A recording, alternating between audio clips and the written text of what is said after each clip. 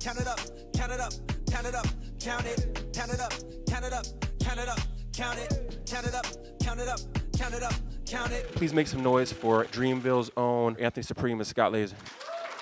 Thank you guys for coming out. We're honored to have you guys both here. I wanted to give you opportunity to speak a little bit about your photography. Most of photography kind of started when after I moved to Los Angeles, more of the serious photography with different artists, different concerts over the last 3 or 4 years. You moved out here on a whim, moving to the West Coast to pursue the filmmaking? Yes. I moved to LA after my mom passed away 3 years ago. And after that, I just said, like, well, mom's just try this out. You know what I mean? Scott was out here in LA. He was basically just telling me, like, you know, you should come out here, pursue your dreams.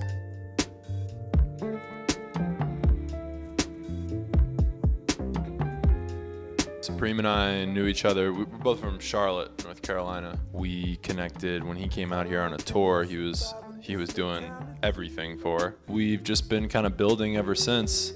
Fall of 2016, we were plotting to do this film, the For Your Eyes Only film. I put together a small production team, and we got on a tour bus in North Carolina and essentially drove through the Southeast. We were very open about the process, letting things kind of happen, and we knew we wanted to have a photographer with us, so I immediately thought of Supreme. I sent Cole Supreme's work, and he was like, I love it, and then he jumped on the road with us. The first video that we're actually going to show is the Lute jugging video. We shot the video in Charlotte, North Carolina. From the opening scene of the video, there's like this old housing development that was kind of like the projects of Charlotte at one point. The bump royalty on the way to my pop's crib on the east. Glock 9 tuck, cause ain't no love in these streets. We just kind of like mixed it up with a little bit of 8mm film. Basically, like Lute's daughter was supposed to be doing mischief things throughout the video, but she was like 3 or 4 years old and didn't quite work out the right way with her. So we basically made a video about him and his daughter just kind of like spending time together. My nigga Huggies ain't cheap and my mama need a bigger crib. I started working with Cole in 2014.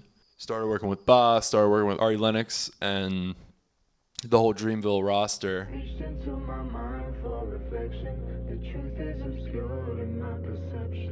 I really love working with Boss. I think his sound is really interesting, and it makes for good visual pairing. He's got a very international sound, and it's fun to come up with images for him.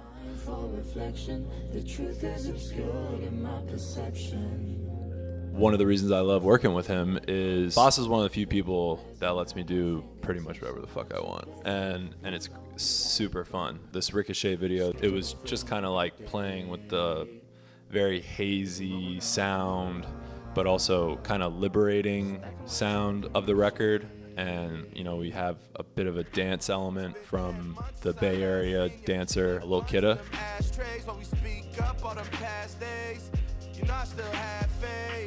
So yeah, we shot around Venice and Koreatown, and one of my favorite places in LA, Palos Verdes.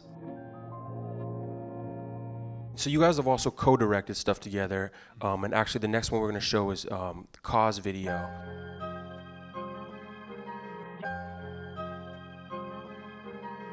The idea started with Scott, with doing the one-shot concept. And after that was kind of like this, us bringing in different elements that we thought might make it better. We just went back and forth on like what those different pockets of the one shot would look like. You know, I think we were even on the day probably improvising some things. The concept of that video is basically, you know, it's called Grow. I think what we got excited about creatively was showing people in different parts of their life. Adolescence, you see older people, you see like a middle-aged woman selling her house, you see like a really old lady struggling to get in, you see the ambulance coming to pick up a dead lady, and the last shot is of course a mom and this like infant child. So it was really just meant to kind of showcase those different stages of life. It was a small crew, small budget, and we were just kind of like thugging it out. This one, Anthony, you did actually for an artist that isn't on Dreamville. It's the St. John 3 Below.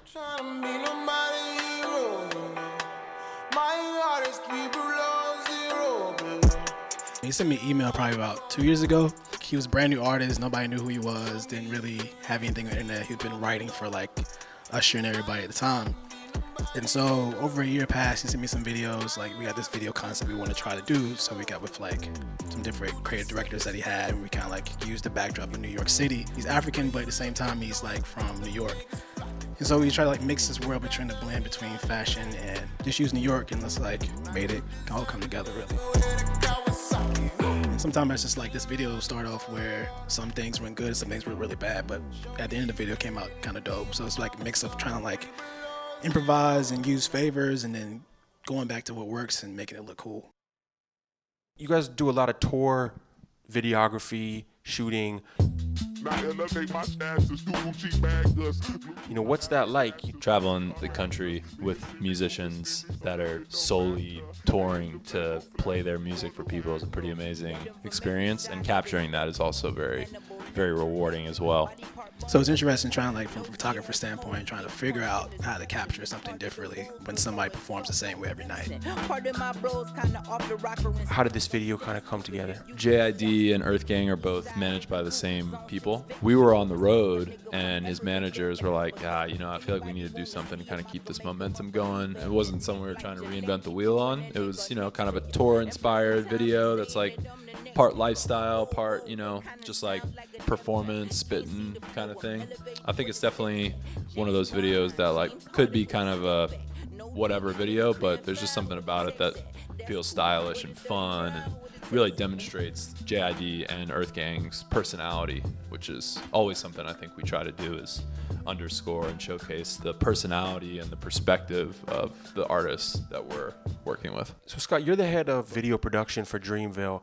I guess if you could just explain, you know, what that entails in terms of like actually overseeing, you know, all these artists. I started freelancing at a post-production house. I was assigned a project with Cole in the summer of 2014. Cole and I really vibed, and then he asked me to come out on the road with him when they were pressing Forest Hills Drive, and I spent about 6 weeks on the road with him. It was a grind, traveling all over the country and the world. We went to Europe that first time, went to London, and that experience became the first episode in the first HBO series that we did, the Forest Hills Drive series. Aside from the like kind of obvious things of like making sure the music videos are as good as they can be, we have projects that we're working on beyond, you know, just music videos, and we're trying to develop Dreamville into sort of an art house for not only music artists but visual artists as well. Count it up, count it up, count it up, count it, count it up, count it up, count it up, count it. Cole himself and all of our artists, I think, are very visually minded and very narrative minded. You know, music's sort of the bedrock of so much creativity. And Cole, I mean, he seems like exceptionally focused. What's something that you guys have learned from him? I've seen times when we was in Europe. I remember one time I was in Switzerland or something like that, and then everybody was partying, but I saw Cole just in the van, like recording. So it's also like another thing, I guess, that keeps me motivated, is like watching him. He loves what he does. He comes off stage with 16,000 people like, oh, I fucking love this show. I love this shit. I love what I do. But he also is involved with the business. He's also involved with this. He's always hands on everything. He's also hands on with the creative. So it's just like being around somebody like that is like fun to create with and also learn from too. When you work with somebody like Cole, it's just like abundantly clear why he's in the position that he is, you know, because the motherfucker just works his ass off, you know. He's so focused on and passionate about the work that he does. What is like one piece of advice that you guys have kind of just received from either a mentor or somebody you've kind of like met along the way of doing all of this that has resonated the most with you guys? My advice to young directors, learn to edit. Even if you don't plan on editing your own projects, the edit is where your film comes together or falls apart. Editing is really the language of film in a lot of ways. I think knowing how to do multiple things, not always be set and just be an editor, be a photographer, you know, perfect your craft, I guess, all you can. But I think every element for me is like being a photographer kind of let me know what I like to see.